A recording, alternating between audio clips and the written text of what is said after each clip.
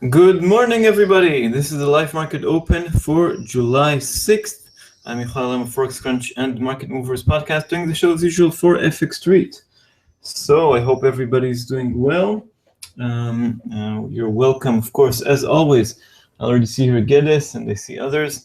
So good morning and welcome to the show. As always, sorry for that. We'll cover recent developments in markets. There have been quite a few. Of course, the post-Brexit world is still going on. Talk about various charts and levels. Of course, also answering your questions. And we'll talk about the next week or so. Okay. And of course, your questions. If you cannot see for any reason the chat box alongside the screen, please go to tlk.io/fxstreet-forex-live-video. Basically, the address here on the screen. Okay. So what's going on in markets? Well, let's look at the charts first. Maybe it's quite telling. Pound dollar, of course, we had the big Brexit vote on June 23rd, huge reaction on June 24th. But since then, after the crash, we had some consolidation. Okay, we had last week some range trading. Okay, a wide range of 300, even more pips, 350 pips. But this was a range. And then we started the week with a slight fall. This fall accelerated yesterday. We bounced off 130 at some point.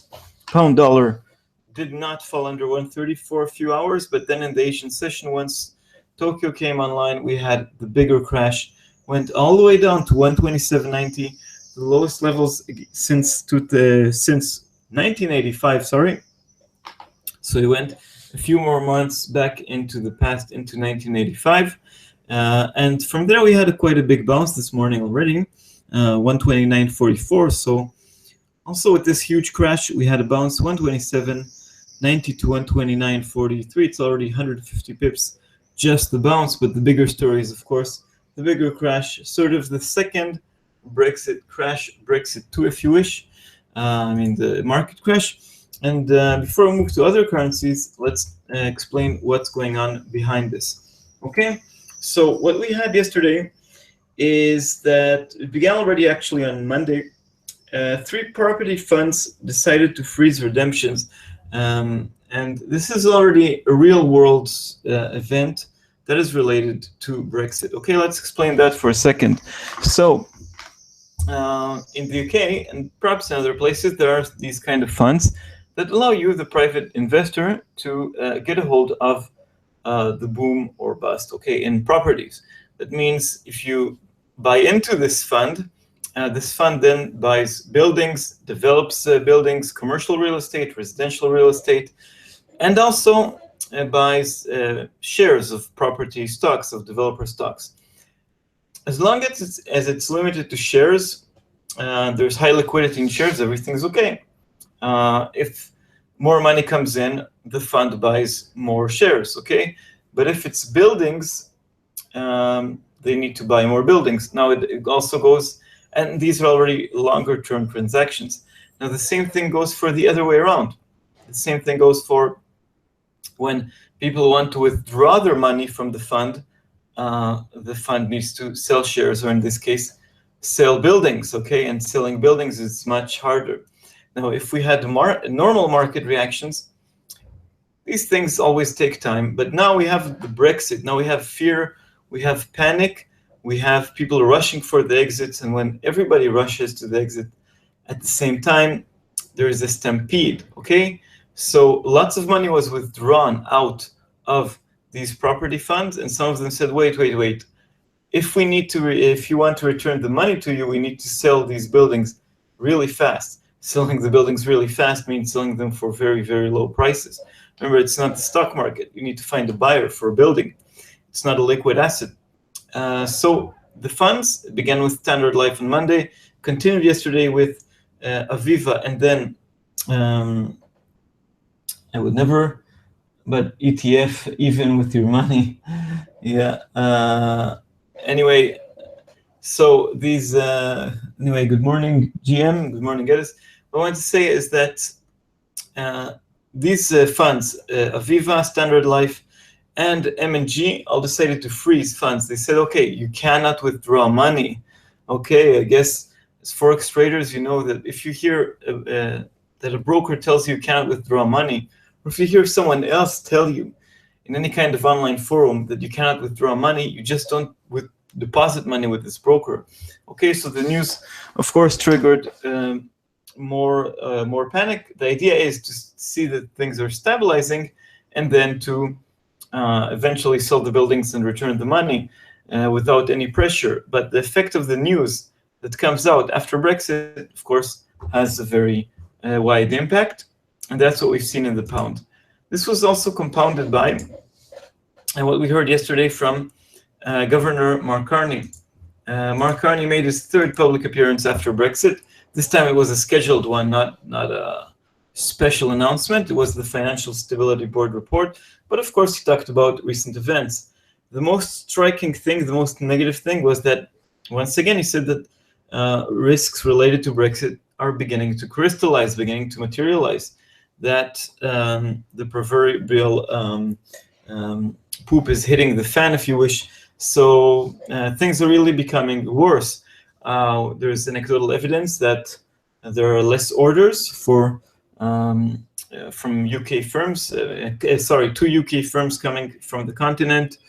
Worries about the housing sector. We had the construction PMI earlier this week crashing to the lowest level since 2009, 46. So the housing sector, which led the UK recovery in 2012, 13, 14, maybe also 15, is now the weakest link and is dragging the economy down. Brexit actually did not happen yet, okay? But expectations already create reality. Carney also said that he'll provide liquidity and they'll do whatever it takes and things like that. But he also said he cannot stop the trouble on his own, okay? So it doesn't look good. Also, UK politics remains a mess. Cameron, Prime Minister, who initiated the referendum, retired immediately. Boris Johnson, last week, the leader of the Leave campaign since February, he retired from politics. He was sort of backstabbed by his former colleague Michael Gove. And also Nigel Farage this week, the leader of UKIP, the party that always campaigned for Brexit. He retired, so nobody is actually taking responsibility. There's still some infight within the Conservative Party and also the Labour Party. It's less than last week, but still on the cards. And while we're all talking about Brexit, the devaluation of the Chinese yuan continues. Remember, last year it was a big theme, especially in August, were worries about big outflow funds out of China. Now it's under the radar because of Brexit, and also because, well, the US dollar is strengthening, so it makes sense that the Chinese yuan is a bit weakening against the US dollar while it is strengthening against others. Okay, so it's not strengthening against the pound, against the euro, against everybody except the yen, I guess. Okay. Good morning, Jax. Yeah, Jax asked, wasn't everybody supposed to have a plan for this? The answer is yes, they all should have had a plan. And reality is that they don't have a plan. It's not the civil servants in Whitehall. They don't have a plan. Okay. And now they're scrambling to find people who can consult on trade agreements. The government, of course, was, politicians leading the Remain campaign. They thought they would remain in. They didn't prepare a contingency. And most strikingly, those with the Leave campaign, it seemed that they wanted their time in the limelight to win this game, but they didn't have a plan for the day after. And that's what makes it a big mess. Okay, good morning, Avinda. Where can I listen to Draghi's live speech? Good morning. I'm also looking for information about that. Yes, let's jump into today's events. So yes, it's already right now, actually, Draghi's speech. Trying to look here at Bloomberg News, and I don't see any broadcast of that. So at the moment, I really can't tell you where. And I'm looking out for headlines regarding the speech. So not only the live speech, but also headlines, and I cannot see that. Let me try to take another look. Maybe it's postponed. I have conflicting reports about the timing of the speech. It might be only later on, only at 8 GMT. Okay, but anyway, I have my eyes open with all my screens. So if the moment I hear something from Draghi is speaking in Frankfurt today, then I'll let you know, of course. Or if you have any information also, please share with everybody. Anyway, another question here. Jim asks, look like collusion with all fiat producers to extend the Ponzi scheme with excuses like Brexit not to raise rates by the Fed. Yeah, we'll reach that in a moment. Doesn't seem like an excuse. It's a real problem for the whole world. But anyway, the Fed, as you said, they're not expected to raise rates. Okay, let's talk about other developments and then talk about. Let's go over the charts. So, well, developments since the end of last week, beginning of this week. Chinese manufacturing PMI, the independent one, does not look good. Does not look encouraging. Another slide to 48.6. On the other hand, in the United States, we had the first hint for the non-farm payrolls. The ISM manufacturing PMI actually beat expectations with 53.2. In addition, they also showed that, well, the employment component is moving up. It's a small sector manufacturing, but every little piece of news is encouraging. In Australia, we had quite a few developments. We'll show the Aussie dollar chart soon. The RBA left the rates unchanged. Okay, no surprises there. And we had elections in Australia on Saturday. Actually, counting is still going on. According to the results so far, most of the results, they show a hung parliament, okay? And that's, of course, not good news. It could cost Australia the AAA rating. Well, we've seen what happened to UK bonds after they had these the credit rating cuts. They actually were in higher demand. So I'm not sure if that's such a big deal. But anyway, political uncertainty is a bit of a mess. Also weighing specifically on Australia and New Zealand. The milk prices slipped just a bit. New Zealand remains relatively strong. Let's go over to the chart. So since I began talking, not much movement in this hour. Basically, as aforementioned, 127.90, the new low since 1985, early 1985, and a big bounce from there. 129.10 was initially some kind of resistance on the recovery, but I can't say it's a strong line. 130, we had a bounce there yesterday. This remains now a strong line, this time to the upside, as resistance, followed by the previous low of 131.15. Okay. Anyway, the pound is very, very volatile. All right. Let's go to euro dollar. Euro dollar relatively stable again. Since Brexit, of course, this is the big Brexit fall, all the way from above 114 to 119.50. But since then, not really moving, maintaining a safe distance above 110. Resistance was respected here at 111.90, seen earlier this week. Now we slipped under the 110.70 line, currently at 110.60. The euro is suffering with the pound. Of course, the UK exit is also bad for the European Union.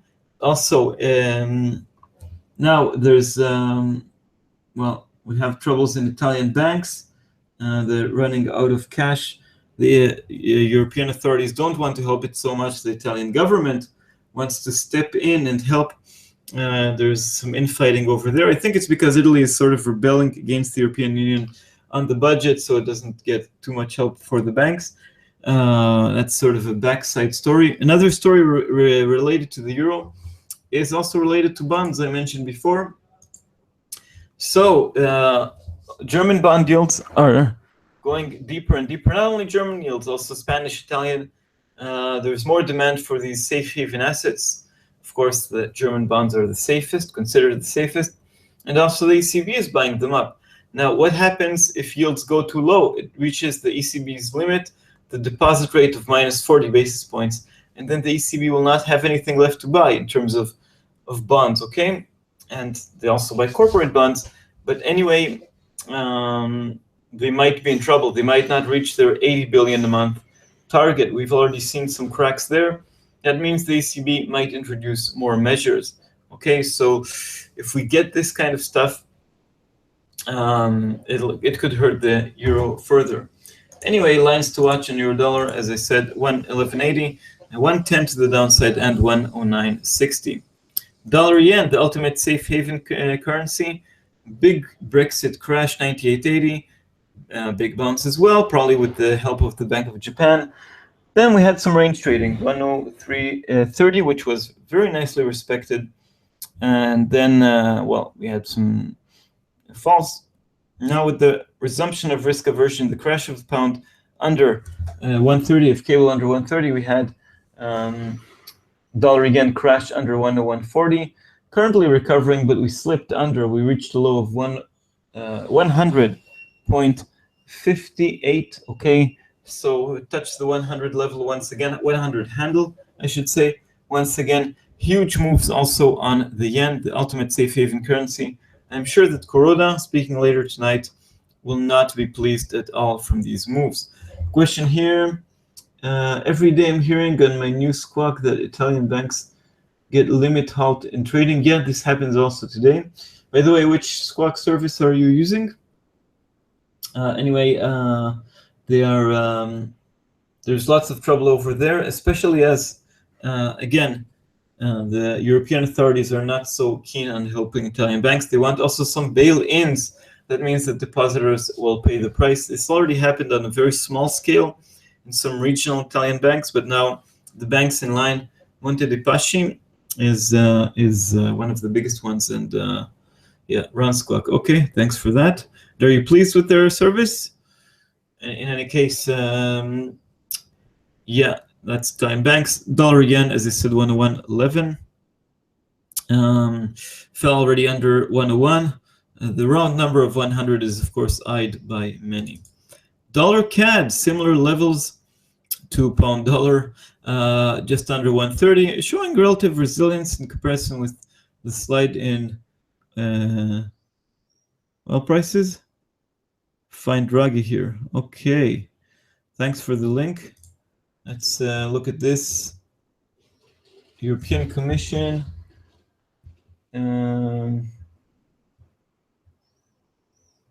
Yeah. Let's see if we can get. I can't see here the Draghi speech, but let's look for that. Just a second.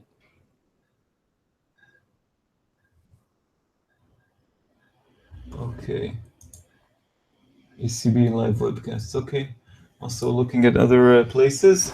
In any case, sorry for the small delay. Anyway, dollar CAD, as I said, 130, flirting around this level. 138 is weak resistance at the moment. 131.70 is stronger resistance. Support at 128.30, which worked out quite well. All in all, Canadian dollar remains relatively stable. If we jump for a second to oil prices, we've seen that oil prices got carried away to the downside with this risk-off sentiment, with the crash in the pound and all this negative sentiment all around the globe, but coming mostly from the UK. So the low has been 46.13 in the Asian session, currently 46.74. Some kind of resistance around 47 number. 50 is, of course, high level above, and 45 round level below. Anyway, for dollar CAD, currently hugging 130.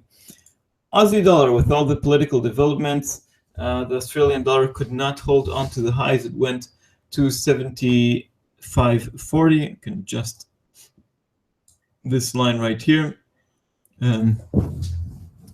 Sorry, yeah, 75.45 maybe was the high. We fell all the way down. Political uncertainty regarding the elections. RBA didn't do much, but anyway, risk-off sentiment. 74.52 at the moment. Support over there at 73.75, followed by 73. Kiwi dollar, currently at 71.04. I did lose some ground, but remains above this previous double top line of 70.50 and remains relatively resilient. Okay, we crashed on Brexit, but did recover and still maintains its recovery. 71.60 is the next level of resistance, followed by 72.40 and 73 up there. Let's add these lines. Okay. Okay, we'll reach gold prices, but let's continue the usual roundup of levels. Dollar Swiss, probably the Swiss National Bank automated intervention.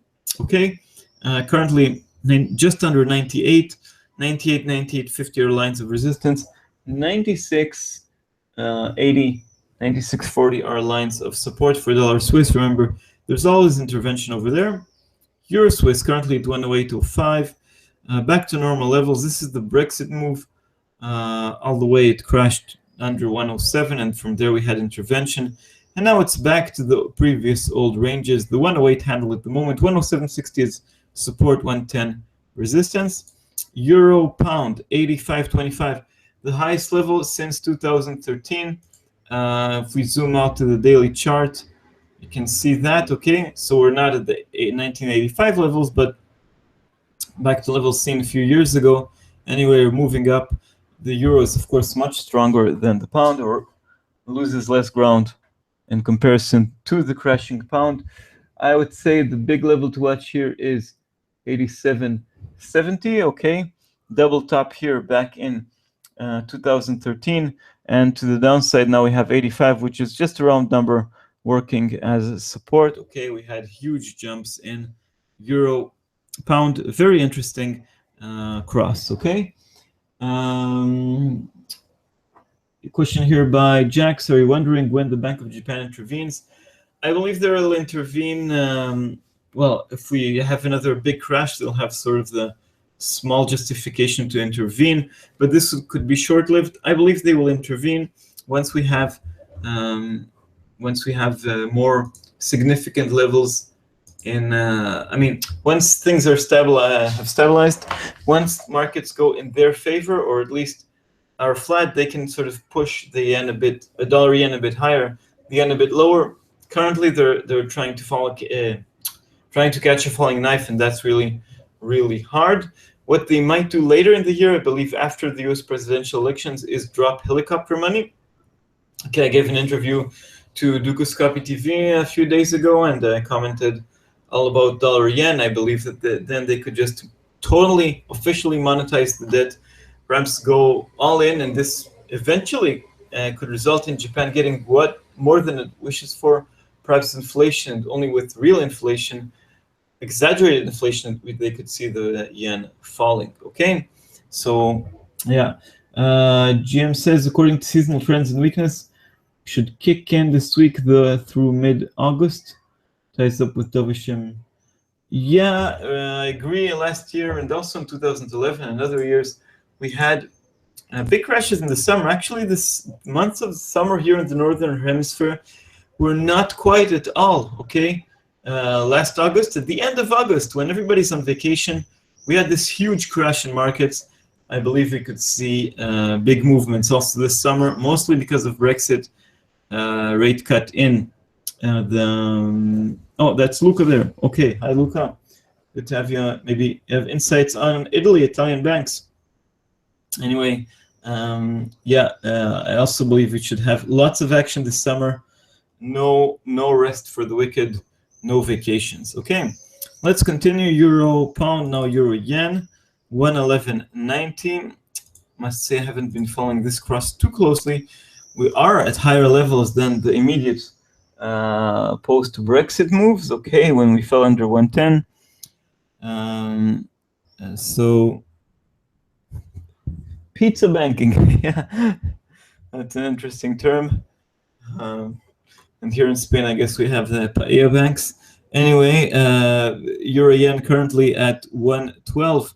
It fell all the way to 111 earlier in the Asian session on this risk-off sentiment. 113 is some kind of support, and I would say that this level here of 114.80 is some kind of resistance. Anyway, we have crazy moves in euro yen as well, because the euro is far from being the safe haven currency it was a few well, last year, and the yen, of course, remains the king of all safe haven currencies. Anyway, at the moment, still nothing from from Draghi that I can find with all my screens open. Okay. Pound yen, 131.35, one of the biggest moves that we've ever seen. Just before the real results came in, pound yen, the dragon, Gepi, whatever you want to call it, reached 160. Reached under 130 earlier today, 128.62. So it's over 3,000 pips in less than 2 weeks. Quite amazing. Currently at 131.50. So a slight recovery on the day. I would say that support awaits at 133.35, which was the post-Brexit low, followed by 137.80, sort of the open line over there. Anyway, 128.60 is now the new level of support. Remember, contrary to cable, the yen actually has already been much stronger a few years ago. So if we zoom out to the weekly chart, we're back to levels last seen in 2013, 2012, before the big rise, before the big crash, the big crash of the yen. But yeah, we're getting closer to extremely low, the post-crisis lows. Well, moves here anyway are huge. Remember, trade with less pips, with the less leverage and with more caution on these currencies. Okay, we talked about oil, and now, sorry for the delay, let's talk about gold. 1365. Of course, gold enjoys also safe haven flows. Gold is seen as a safe haven in times of trouble. It's not a fiat currency. It's there's a limited amount of gold. I see this a lot as speculation. Also this morning, we're seeing gold a bit higher now, falling off the lows as risk sentiment slightly fades away. Let's look at a few levels here. Again, I don't follow gold that closely, but 1357 was a high here at some point before we had some consolidation, and then I would say take a closer look here. Now, this swing low, I would say this is a good point as well as support. 1335 resistance is at the new high. Actually, if I'm not mistaken, these are the highest levels since 2011, since gold made that speculative bubble all the way to 1900. It's 1370. Now it seems more serious, more broad-based, I would say, and low support remains here. 1304, the post-Brexit consolidation line, if you wish. Okay, so these are the lines I'm watching: 1370, 1357, 1335, and 1304. Maybe below this line, 1278. So these are the lines I'm looking on gold. What's next for gold prices? Well, if this negative sentiment continues, if we have more property funds in the UK providing us with bad news, then we could see perhaps further rises in gold. But remember, some of this is speculative, and we might also see sharp and violent corrections here because of profit taking. Again, it's nothing fundamental in gold, nothing that says, okay, there is less gold in the world, less supply, or perhaps more demand from China or India or wherever. So it's lots of speculation here. Technicals do play a significant role because it's more speculative. Yeah, okay. Yeah, I guess we covered all our currencies and also some commodities this morning. Before we move on to events today, Draghi perhaps is indeed speaking only at 8 GMT, only at the end of the hour. Yeah, I see a question here. GM, Italy should be watched definitely, not only for banks, but also a key constitutional referendum in October. Yeah, if Renzi, Italian Prime Minister, loses, he's out, and the 5-star is ahead in the polls. They want a referendum on the euro, Italexit. Market's going to start worrying about it from September. Yeah, it's the next big vote in the Eurozone, unless we have a third round of elections here in Spain, of course. So I would also say Renzi is the center-left prime minister. He was not directly elected, okay? The last elections brought Enrico Letta, if I'm not mistaken, to power, also center-left, and the unity government with Berlusconi's party, which is split up since then. Anyway, well, I don't follow Italian politics that closely, but Renzi did sort of a coup, if I'm not mistaken, internal coup within the PD in Italy, and he wasn't elected. He wants to change the constitution to provide more stability, perhaps more, I don't know, reinforce democracy, if you wish. And he announced, he put all his political weight on the line. Five-star movement in Italy, led by a comedian, Beppe Grillo, is leading the polls. Not sure Beppe Grillo is the best representative, but anyway, his candidates won elections in a few cities in Italy, including in the capital. So he's well poised. Well, the party is well poised to take over, and Euroscepticism is on the rise, especially as now the European Union doesn't help Italy that much with the banks. Italy, and with all the austerity policy imposed on Italy as well as other countries. I would use a different term. I would use Italeave, better than Italexit. Just sounds better. Okay, I see another comment here from you, Luca. I don't think anyone is really going to follow UK exit until they see that the UK, if it does enact Lisbon Treaty and shows later that its economy fared better than it was in the EU, to follow. Italian banks are perhaps going to strain the EU very bad this year, as I was waiting before Christmas 2016. I see this year of bank closures. I'm not sure we're going to have bank closures, because once we have one bank closure, if it's not a small bank, of course, we could have others.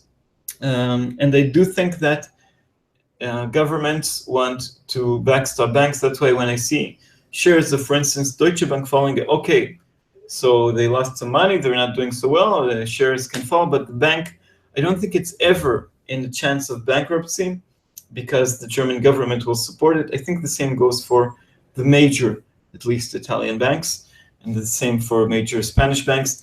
Since the financial crisis, banks have become just too big to fail. Belgium optimized shut.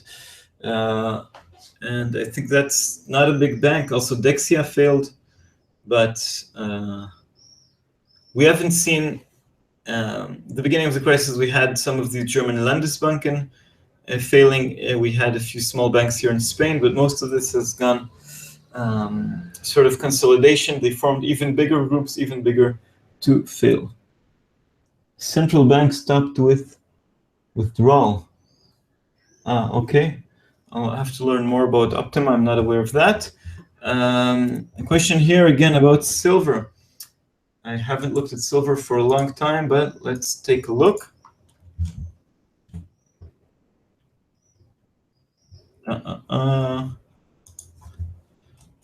There is some in common between silver and gold, but they do not always move in full tandem.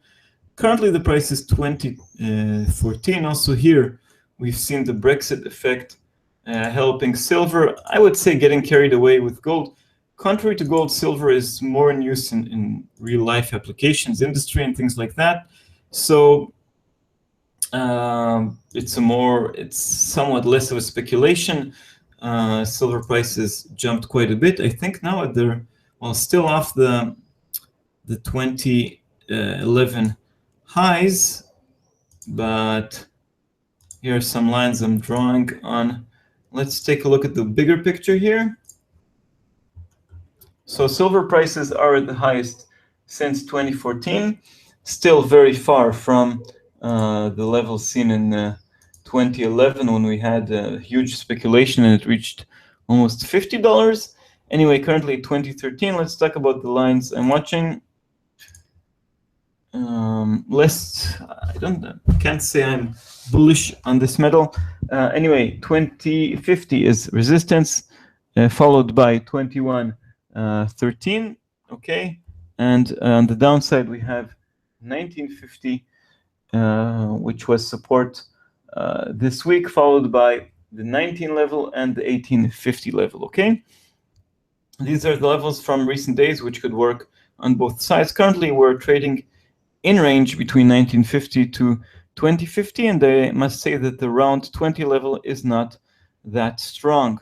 Okay, I think the speculation in silver can be a bit exaggerated, sort of getting too much carried away after gold. So maybe we could have a downfall from here.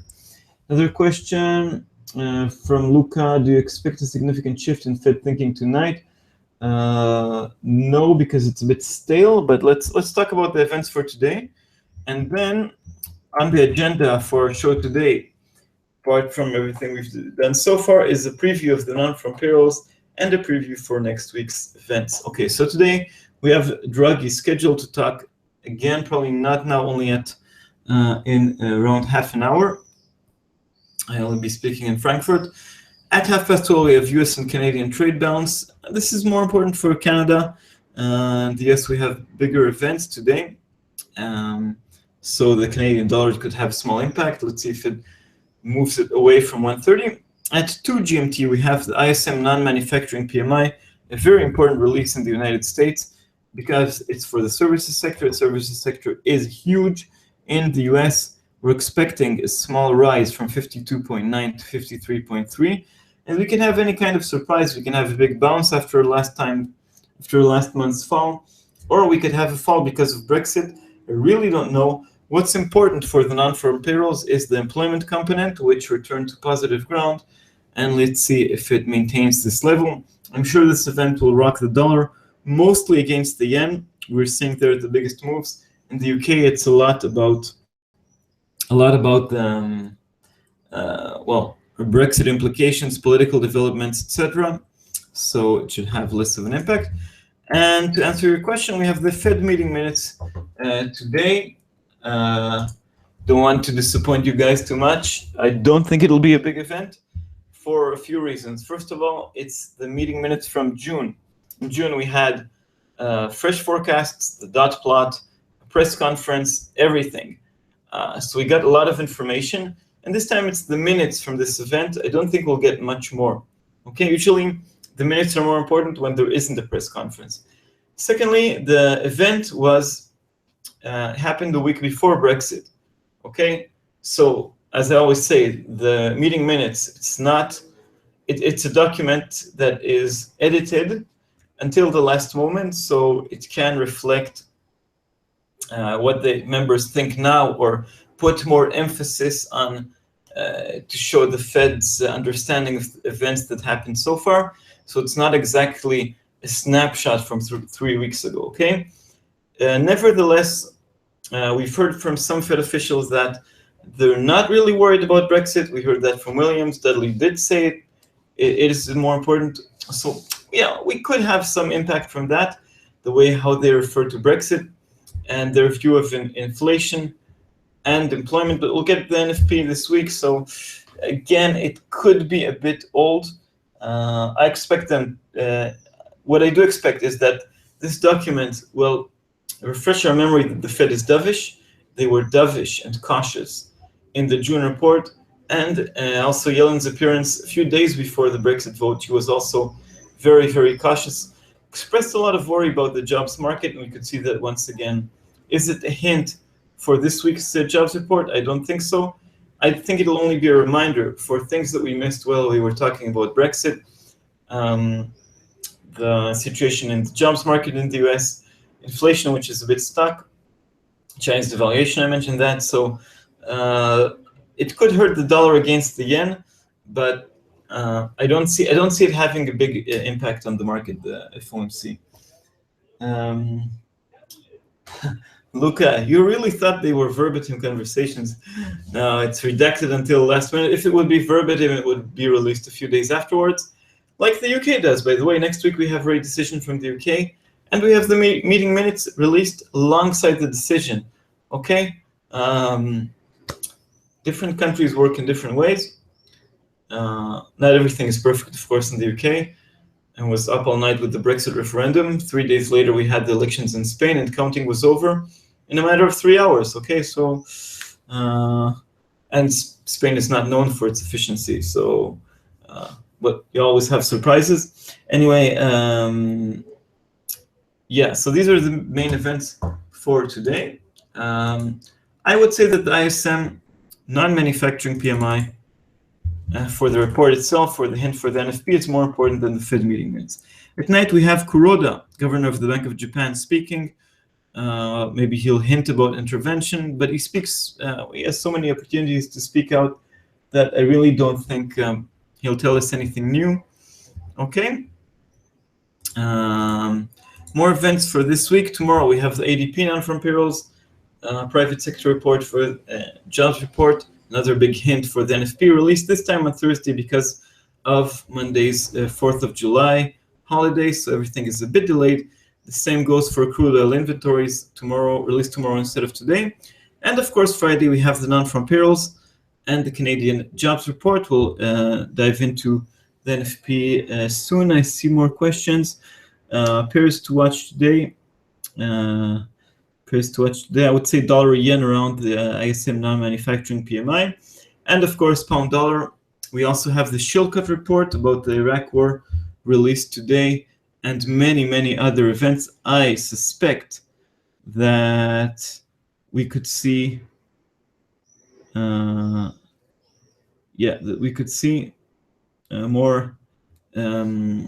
reports from the UK regarding trouble, more Brexit fallouts after these 3 fund properties announced that they would freeze withdrawals. Another comment here. How do I change my chat name from G to EdFX? Text to Draghi. Can't see the live broadcast. No, I also can't see anything, so anyway, I don't know how to change the nicknames. Anyway, now let's do a preview for the non-farm payrolls. So this is a preview for the non-farm payrolls report released in the United States on Friday, July 8th, 12:30 GMT. Usually first Friday of the month, this time 1 week afterwards. So we have a full buildup, and what we want to see is a bounce. April was weak, revised to the downside in May. May was terrible. In May, we had only 38,000 jobs gained, partially blamed on the strike in Verizon. Now we'll have the chance to see if that was really temporary or not. It's not only the strike in Verizon. The good news, the silver lining, is that the US might be getting closer to full employment, but with the low participation rate, it's hard to believe that. Remember, the participation rate fell once again to 62.6, and the unemployment rate fell, but nobody really cheered because less people are participating. Okay, this was very worrying for the Fed. I mentioned this before, that Yellen is worried. She said, okay, one jobs report doesn't tell us anything, but actually it's already 2 jobs reports, also for April.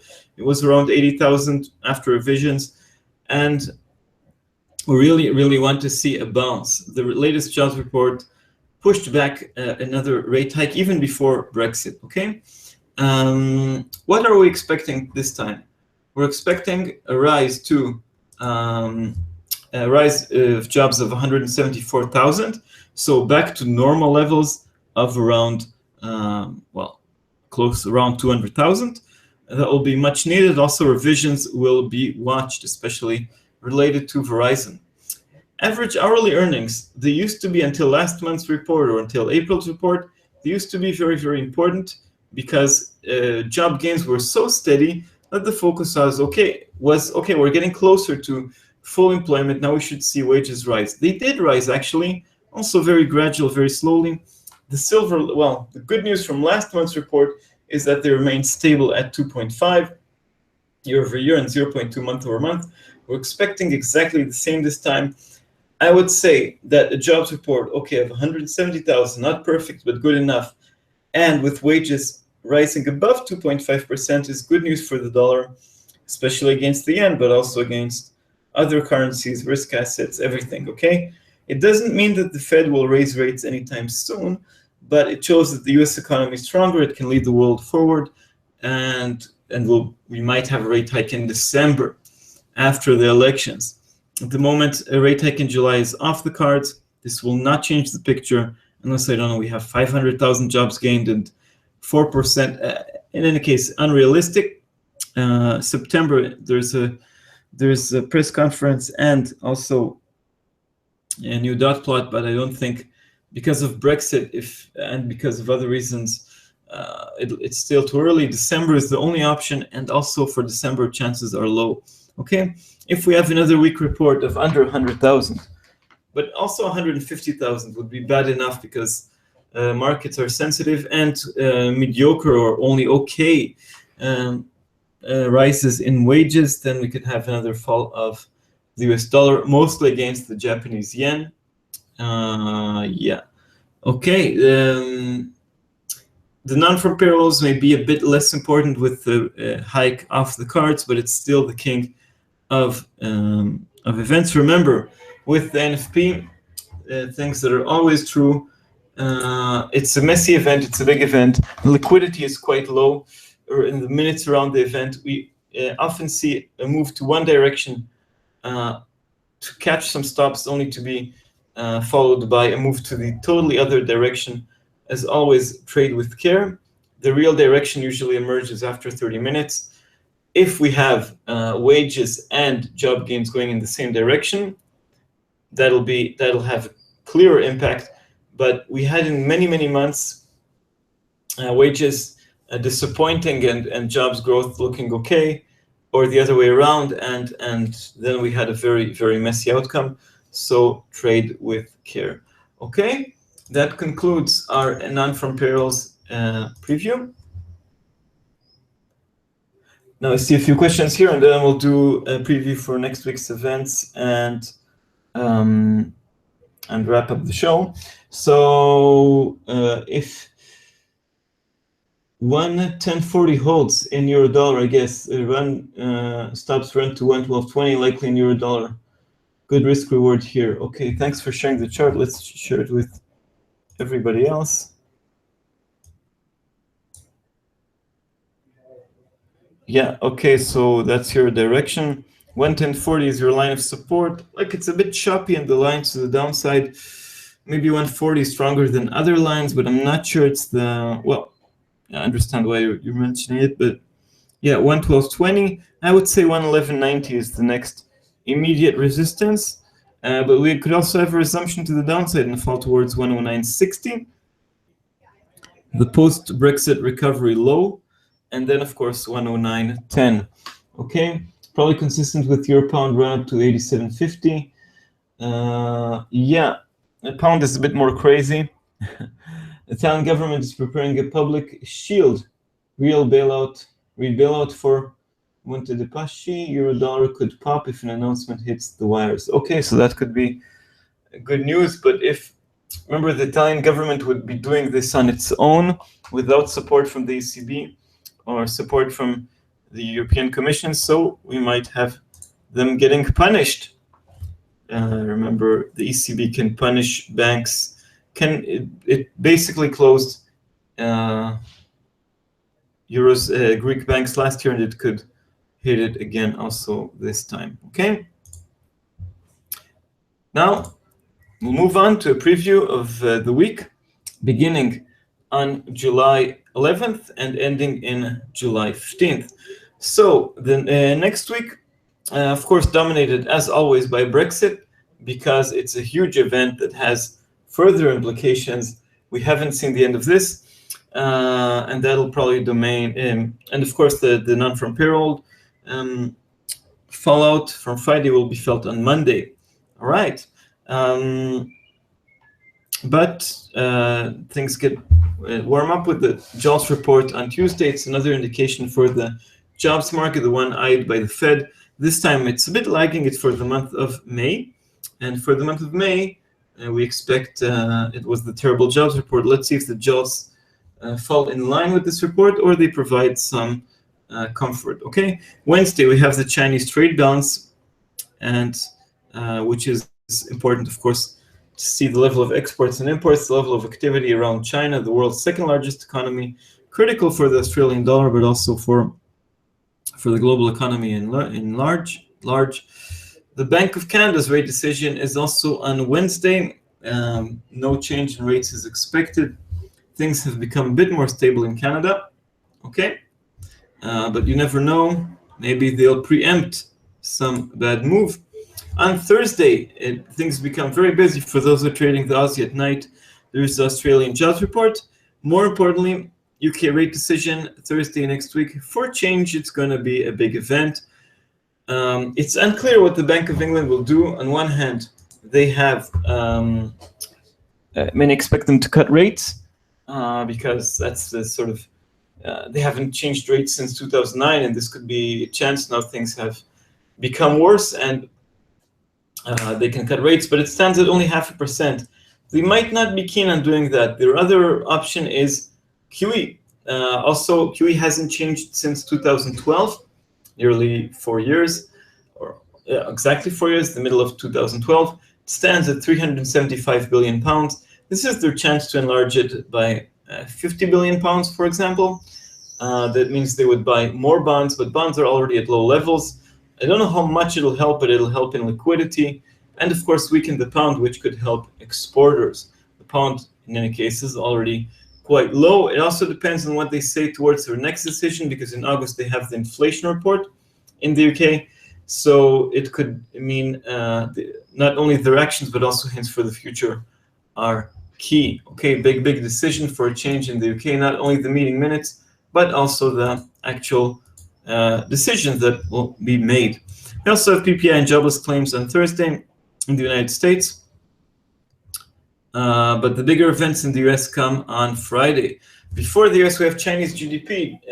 China, double whammy. Next week, they release their gross domestic product figures very early after the quarter ends. And it's the first and final release. We're expecting a slowdown, another read of under 7% year over year. And let's see how much they slow down. Nobody's going to believe them anyway. It doesn't mean that it doesn't move markets. Okay. And then we have a big focus on the US consumer. Retail sales, this is a figure for the month of June. They're expected to be okay. In recent months, this figure has improved. Consumption has improved. Inflation figures, relatively stable. Probably be overshadowed by retail sales and consumer confidence. Another look at the consumer this time through the level of confidence. Let's see if we have any kind of impact of Brexit crossing overseas. I'm not so sure. Consumer confidence has been relatively upbeat of late, improving at least. Let's see if this continues or not. The Fed did talk about personal consumption as being a positive for the US economy. Okay, so that concludes our preview for the events of the week beginning on July 11th, ending on July 15th. It's the middle of the summer. Temperatures are hot, but also markets remain hot. Markets are not on vacation. Okay, and now finally, this is the wrap-up for the show for today. Wrap-up for the live market open for Wednesday, July 6th. Markets are in turmoil. Big mess in the UK. 3 property funds freeze redemptions. It means if you have invested in these funds, you cannot take your money back. That's a worrying sign, an emergency act, because there is a stampede. It's a result of Brexit. The property market, the construction sector, housing market doesn't look good at all. Carney didn't refer specifically to housing, but in his third public appearance said that risks are beginning to materialize, and we are, of course, seeing that. UK politics still remains a mess, not as terrible as it was just a few days ago, but anyway, everybody responsible, all those responsible for Brexit are out of politics or on their way out. Okay, so no plan, no one's taking responsibility, still a big mess over there. Other stories, Fed is dovish and the Chinese devaluation continues. Today we have Draghi, well, hopefully coming up soon. And later on we have trade balance in Canada and the United States. Most importantly for today, watch out for the US ISM non-manufacturing PMI, reflecting the sentiment in the services sector and a hint for the non-farm payrolls. The Fed's meeting minutes are expected to refresh our memory about the weakness in, the dovishness of the Fed. Their worries about Brexit, their worries about jobs, worries in general, but probably the bigger event again, ISM non-manufacturing PMI. I also have a speech by Kuroda For the rest of the week, watch out for the ADP non-farm payrolls as a big hint for the non-farm payrolls. And of course, those non-farm payrolls on Friday. Valeria Bednarik of FX REIT is doing live coverage, if I'm not mistaken. So stay tuned for FX REIT for that event. Also, for those trading the loonie, we have the jobs report in Canada. Okay, and in our wrap-up, let's also take a look at the charts, beginning from pound dollar. Well, the recovery continues as we speak. Almost we touched 130 once again. Okay, almost there.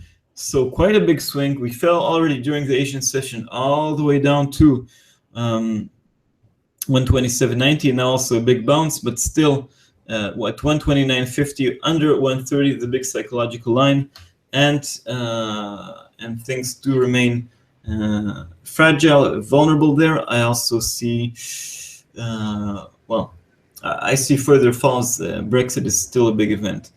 Euro-dollar is recovering from the lows, 110.40 mentioned here. I still see 110.70, some kind of resistance, followed by 111.90. To the downside, we have 109.60. Dollar yen bouncing off the levels at the 100 level, 158 was the low, currently at 101, resistance at 101.40. Dollar CAD flirting with the 130 line. Let's see what will happen today with trade balance. 130.80 remains some kind of resistance, 128.30 support. Aussie dollar fell off the highs, counting continues in the Australian federal election. 74.40 is the current level. 74.48, I should say. 73.75 and 73 are levels to watch on the downside. 75 and 75.40 on the upside. Okay, and Kiwi dollar currently around 71, keeping a safe distance above 70.50. 71.60 and 72.40 are lines to watch to the upside. So big recovery in the pound accompanies the end of our show. I have doubts it can really continue, but Forex is never a one-way street, and the action continues. We cannot complain on the lack of volatility, especially in the pound, and pound crosses, of course, huge moves also in pound yen, euro pound, and other currency pairs. So, okay, thank you for everybody sticking with me so far. It's been a long show. As always, you can watch the various clips, the full show, the preview for next week, the NFP preview, and the wrap-up for today on FX Rate, and also later on Forex Crunch. Thank you very much, everybody, for coming. Wish everybody a safe and successful trading day, and see you next week. Thank you, and bye-bye.